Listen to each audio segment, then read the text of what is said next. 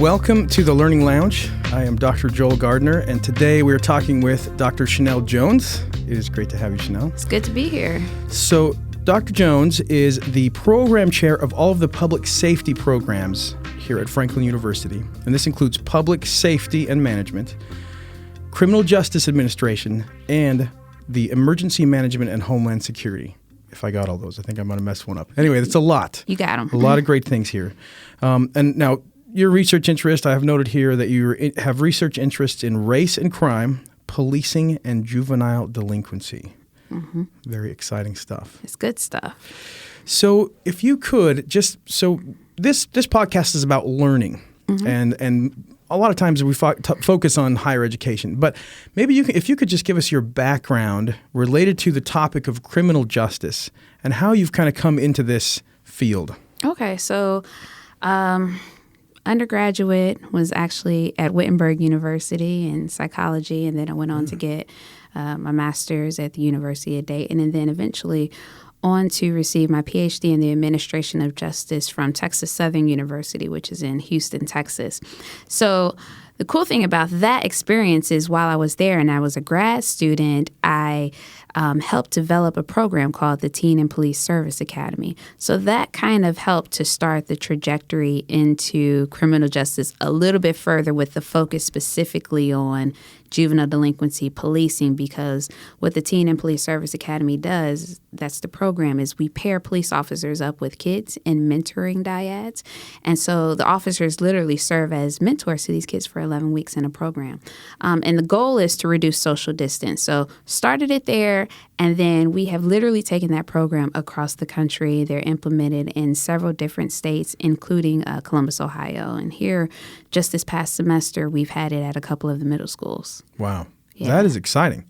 So what are some of the outcomes of that program or that mentoring program? So I serve as the National Director of Research for that program. And so what we have found is that social distance actually is reduced. And so there are certain things that I measure kids on, and that's, do you like the police? Do you trust the police? Do you respect the police? Do you feel connected to the police in your community?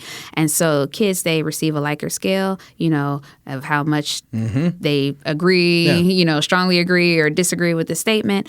And from start to finish, you see a significant increase in the number of kids whose responses change from, I strongly agree, no, I don't like the police, no, I don't trust the police, to, I love the police. I can call on the police. I'll, go to them to report a crime. And so I would say about average in the social distance scale, we've seen anywhere from a 30 to about 40% increase in the responses on that scale from, pre-test to post-test. Very cool. Yeah. And so the intent is that there's more connection with the police in a positive way, not negative connection, right? Trying to reduce that so that there's more positive relationship. Man, that's great. Yeah, and it's not just the effect that we measure of the kids, but we also measure the effect of the officers. So it's supposed to be reciprocal. So the officers also know how to de-escalate, how to interact with you, how to respond, appropriately to a kid, especially if they encounter them on the street. So we also see the effect there too. Outstanding.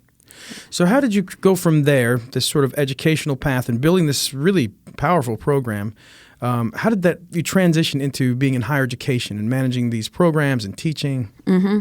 So after we implemented TAPS Academy, so this is how this all happened. I was in Houston, and then I moved back to Columbus, and I started teaching at actually Ohio Dominican University. So I was, their criminal justice program there.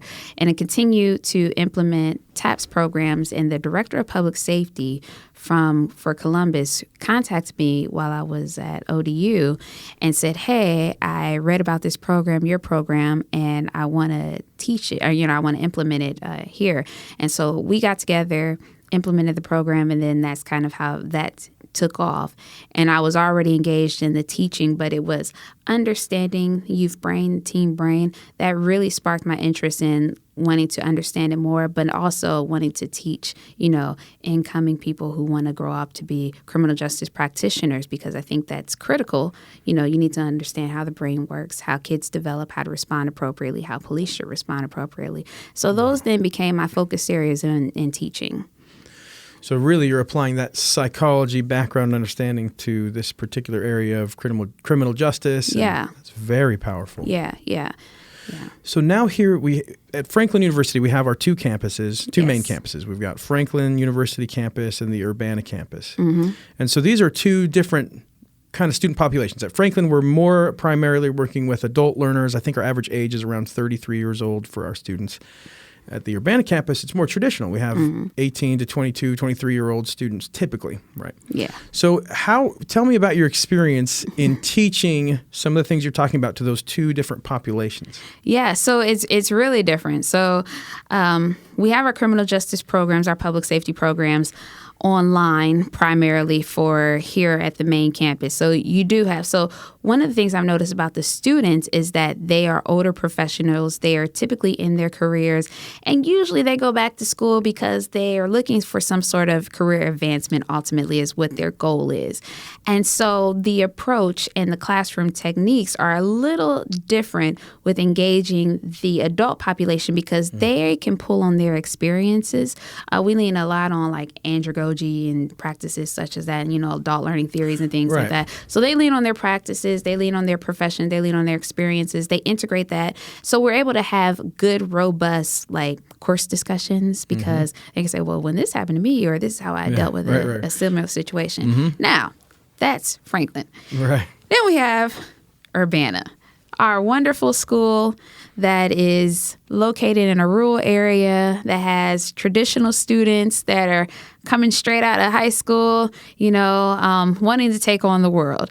So the approach is completely different it's more so providing them with entry-level, just practical knowledge of the criminal justice system, giving them a holistic understanding. This is how the system works from police to courts to corrections. These are some of the overlapping themes that kind of transcends each of these subsystems of the criminal justice system. There's a lot of engagement, but then there's also a lot of hands-on experiences, introducing students to like different public speakers and just areas because they're still at the discovery phase. They're still trying to figure out, what do I want to do with my criminal justice degree? What area do I want to go into? And so all of that, I take into consideration when developing course material and approaching the undergrads there. Very good. So you're laying a foundation. Yeah. Trying to get them to understand the field and the way the systems work. Yeah. Giving them exposure to some speakers that might come into your classes. Is that how you were talking about? Yeah. So like bringing speakers in the classes, but then and not only doing that too, but taking the students outside of the classes. Okay. So we have went to prisons before. This past semester, I've taken the class to the Ohio Reformatory for Women. So they actually got to go in a locked facility. They got to speak to the inmates. For many of them, it was their first time in a locked facility. And it was a lot different from what they thought prison would be, because we get most of our perceptions of life and reality from TV, right? So they're like, this is not what I thought it would be. Well, right. I'm glad you were able to come here. So that was one of the experiences. And then another one that I took them was the court hearing. So they got to come here to Columbus. They went down to Franklin County Court of Common Pleas. They sat in on a sentencing day, and they literally got to go through the cases with the judge in terms of, what the defendant was charged with, whether or not, if they pled or if they decided to, not plead and they want to take it to trial. What's that situation going to be like? But then for the sentencing, when the judge rendered the sentence, they were able to ask questions. Why did you sentence this person this way? What factors did you take into consideration? So that opened the students' eyes to what actually goes on in the courtroom process. So we try to touch on, a little bit of all of that. So not only are they just reading it from a book, but they see it in action. And when they see it in action, they know how to apply it. Powerful. That is great.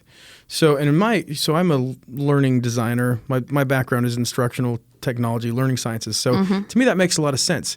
You have to lay that foundation of knowledge, but you also need to give them exposure to the real world and the systems that they'll actually find themselves working in. It's really powerful. So why did you decide to shift?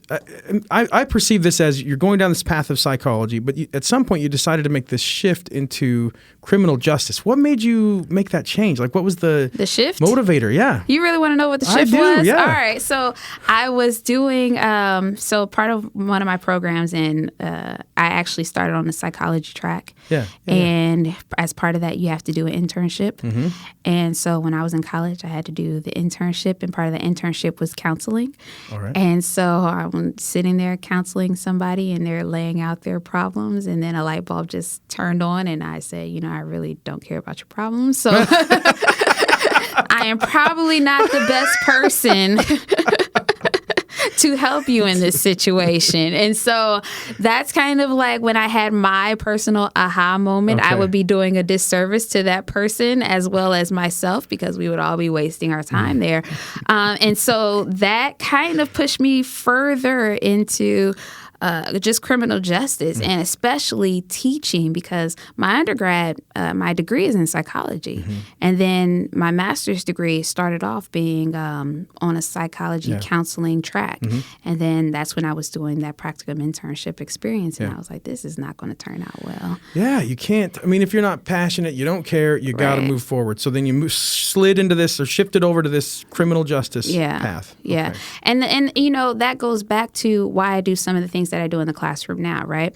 Because if I probably would have had that hands-on experience, if I probably would have had guest speakers come in while I was in undergrad, or even in some of my earlier classes in my master's program, I would have been able to make that decision then. Luckily I did have the internship experience where I had my aha moment, but if I was able to catch it earlier, if I had, been able to visit people and talk to people and get to know people, if I was exposed to that in the program, I would have made that decision. So that's why I try to do that for the students now. Right. Love it. And then there's also this part of going down a path. You just don't even know what's at the end of the path until you get to the point where it's like, well, now I got to make a different choice, exactly. Right? And also you were younger, and then you started getting more mature, So, but how do you think how do you feel like your background in psychology, because I have some basic training in learning psychology, but how do you feel like your background of psychology influences the way you teach in your criminal justice program? So I think it influences me a lot, because I take that foundation and I apply it to the classroom. I kind of understand, young people, college students, how they think. And I also take my own personal experiences into account. So I have this little model. I mean, it's not written in stone or published anywhere, but it's in my head, right? The Chenelle model. The Chenelle model. It's the acronym TEACH, right? Yeah. So if you take the TEACH, the first thing you do is T. So, take a lot of time to develop your instructional materials, right? So before you go out and you're, providing the students with the information, make sure you spend some time learning it, that you understand it, and that you find a good way to deliver it. And then once we have the whole, take time with the information, you move on to E, right? So E is, how do you engage your students? You engage your students by building rapport first. At the end of the day, we all are people, and we all learn differently. I can't help you until I get to know you and understand how you learn. Right. So you need to engage students in the classroom, and this can be done by great instructional designs online, having interactive material, having classroom discussions, or face-to-face. Are we going to really have a classroom discussion, talk about things like that, building rapport? And not just in the classroom, but, if students are missing class, check in on them. How are you doing? What's going on? Missed you in class today. What's the deal? Yeah. So engaging students. And then that's where we get to TEA, right? That's active learning. So create an active learning environment for your students. So this is where, if you have some students back in the classroom, they're not saying anything, call on them. Hey, what do you think about this? Or show a news clip, or have them read something of something that's currently going on, and, ask them, what are your thoughts about this? How can we apply this to something that we've learned in class? So active learning environment. So we have TEAC, right? So then C, I would always say, we need to just challenge our students. Even if we're in a classroom and we have a classroom discussion, and I may necessarily agree, exactly, I agree with what the student is saying, I will still present a counter argument that is contrary to make them think about why they're thinking the way that they do. And so that just helps students grow intellectually. So where are we at? TEAC. Last one is help. So that's when I always pull back on the hands-on experience, right? So that's when I start to engage and use the prison visits or the courtroom visits or have them go speak to law enforcement officers so they get that holistic experience and understand this is how you apply. Because some people can learn visually and just reading things. Other people, like myself, want the hands-on experience. Right. And so that's why. So I always keep that model in the back of my mind when I'm approaching, the classroom experience and I'm approaching learning, really, because all of those different components matter. Excellent.